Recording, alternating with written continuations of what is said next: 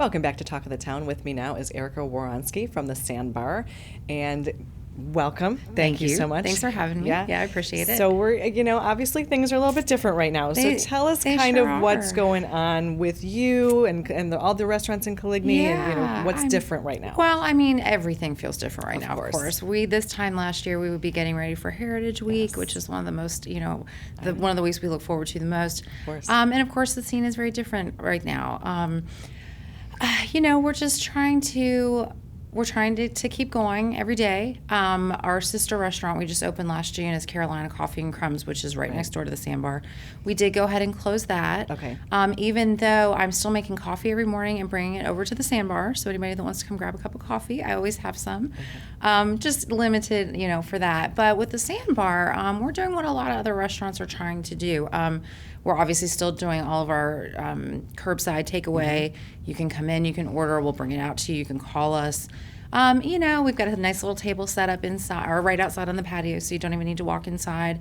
And we're just going to try to adapt our menu just like everybody else has. We're going to try to probably scale it down a little bit just to avoid any waste, but I think now it's time to change it a little bit. A lot of restaurants are doing, we're going to try now some frozen meals to go. Okay. We're going to do some frozen homemade quiche, some chicken pot pies, some meatloaf, things you can throw in the freezer. And I know I've got 2 young children at home too.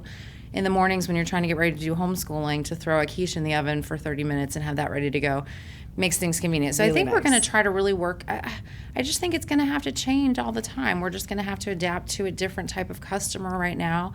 And just try to do whatever we can to help them. Well, I think that's a really interesting way to do it. So many of the conversations I've had today on this show and that I have around the community is people are really starting to think outside the box. Yeah, they're getting creative because they have to. Absolutely. But it really is interesting what you can come up with to adapt to the needs and the changes right now. And I just, we were never a restaurant that was, we were set up to do to go, but not like this. Right. You know what I mean? Right. Most of our restaurants obviously are come and dine in. Yeah. We've really sort of had to change kind of our whole way of thinking and just try to think about, okay, what else can we do? What can we do differently? And we're going to keep trying, whatever we can try to do, to just help the needs of our customer base right now. And you are open every day. We are open every day. We're still open every day. We did close for Easter, but we are open every day. We open at 11:30 in the morning. Okay. We are closing at 8. Typically, we don't get a lot of to-goes kind of after that. Sure. So we are closing earlier than we normally would be, but yes, we are open every day. And how does somebody keep up with the changes on your menu? Does Facebook? So Facebook definitely is the easiest way. Facebook and our Instagram page, and then I think once we set up our new sort of condensed menu, and especially any new things that we do this week, we're going to be updating our website as well, which is sandbarwhhi.com. Okay. So you can go to either one of those, or simply call us. 843-342-SAND is our phone number, so you can call us anytime and ask about any updated menu items. Yeah. And how long have you been there? I've actually been in Coligny for almost 20 years, but the Sandbar opened will be 3 on Memorial Day weekend this year. And then, like I said, Carolina Coffee opened in June of last year. Yeah. And we can't wait to get it back open again. Right. And so let's talk a little bit about, before we started filming, you said you kind of think about Coligny as a family. I do. I've always been there. I've worked in the plaza now my whole life in Hilton Head. And I always think of us as sort of banding together almost any time, but I think in times like this so much more. In hurricane evacuation situations, in times like this, where, I'm not necessarily buying big company food. We're going to the Piggly Wiggly every day and shopping. Right. David Martin, he's like our rock, in any kind of situation like this. He's always the go-to. Open, I know. He's you always just there. know he's going to be there, Right. and he has everything that we need. So we take a shopping trip almost every day and just get whatever we need for the day. Us, as well as the Frosty Frog staff, as well as Stu's, and we're going to fish every day to help plate up. We plated up, I think, over 600 meals yesterday.